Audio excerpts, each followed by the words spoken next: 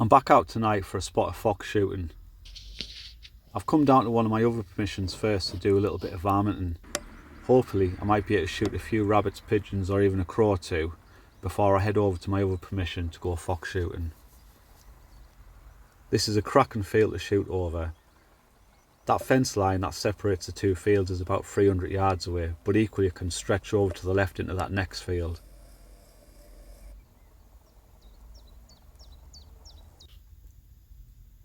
I've set myself up in an irrigation ditch. It gives us a good bit of cover to move around freely without being seen, and it gives me a really good view of the field. Tonight I'm using home loads, 75 grain VMAX. I only tend to put 3 rounds in the floor plate magazine because any more than 3 it doesn't feed very well. There's a wood pigeon just landed on the fence line out there.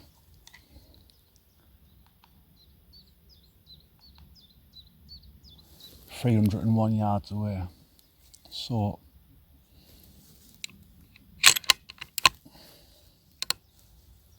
let's dial up for this. I'm using Strelok Pro here as my ballistic app.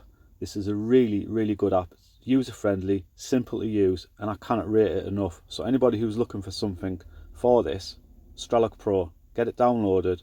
It's very good.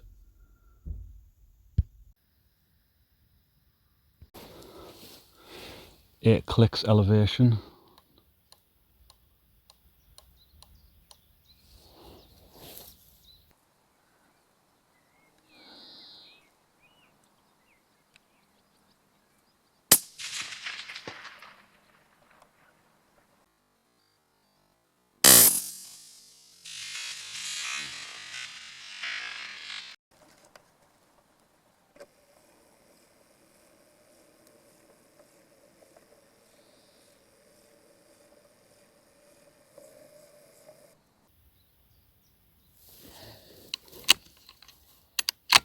Perfect.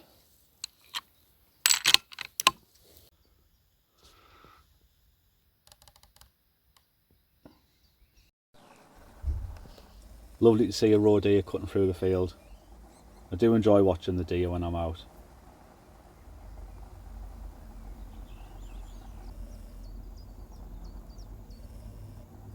That's the fence line, that's about 300 yards away. To the right hand side of that there, that's where I just shot that wood pigeon. This deer made its way over to the corner and it hung around in the corner for maybe about 45 minutes.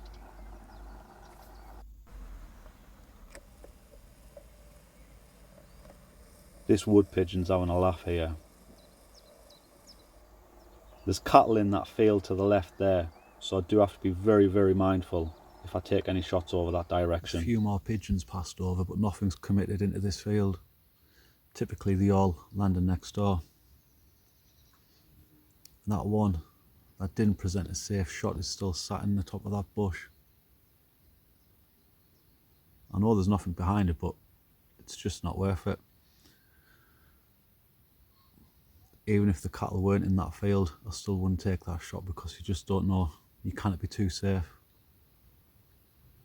It's like it knows it's safe.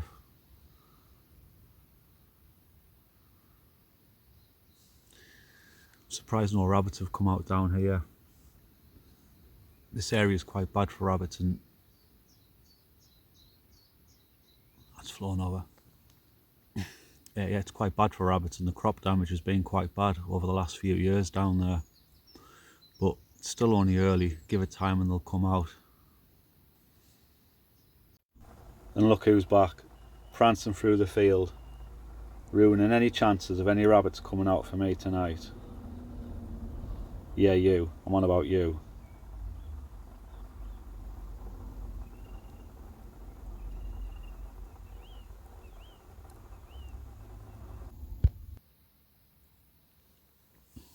I'm going to get some binos down the line, but because I wear glasses, I struggle to get a good sight picture with them because I can't get my eye right up to the lenses, so I always have like a dark shadow around the edge of the image, which is a bit frustrating, but it's something I'm probably going to have to put up with. But binos would be better to spot with than this.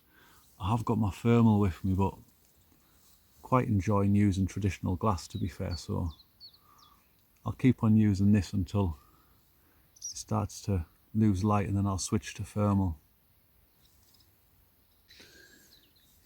I think that road here has probably stopped a few of the rabbits coming out from that right hand side there. It's 8 o'clock now, so I've got about an hour left of usable light before I have to switch to my pad 007. The plan tonight is to go fox shooting over on the other permission that I did my last video on. That's why I've got the 243 with me. And equally, the weather forecast was quite windy, 20-mile-an-hour wind, so I didn't want to bring the 223 out. I wanted to bring the 243 because it's going to give us a bit of a better edge in the wind. And with it being a nice light night, I thought it would be good to come down and see if we can just shoot a few rabbits, crows or pigeons.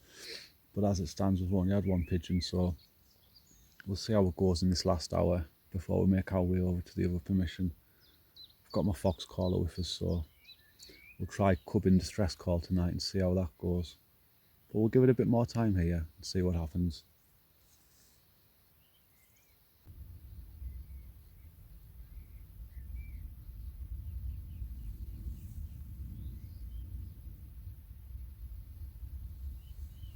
I've switched over to thermal now. I'm getting quite a few rocks that have been warmed up through the day, which are about rabbit size, which is frustrating. And then when I got on the scope, I convinced myself I can see some rabbit ears sticking up, but it's just blades of grass. I've got rabbit fever at the minute because I really want to get one before I lose this last bit of daylight.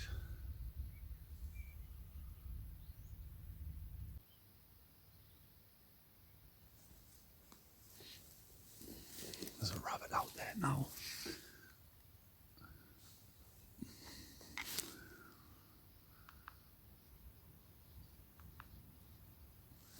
Two hundred and 82 yards.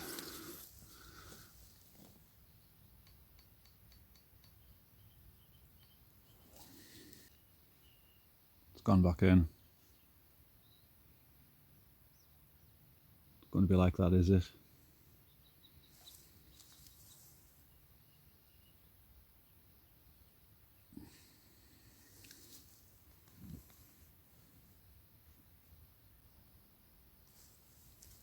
Back out. Let's see if he hangs around long enough for this. For all it looks quite light here, through the camera the image is quite dark. I'm pushing the limits of my equipment here. The camera can barely see the rabbit at the range it's at. I'll show you this here and then I'll switch it to the footage from the pad so you can see what the image was like through the scope. Again, it wasn't very good. It was in day mode obviously, but still the image wasn't fantastic.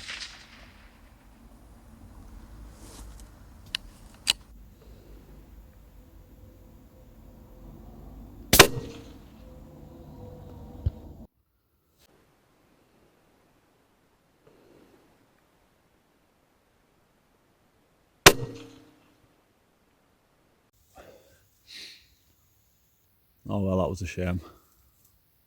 Right, I'm going to move over to my other permission now and we'll go and see if we can bag a fox for the night.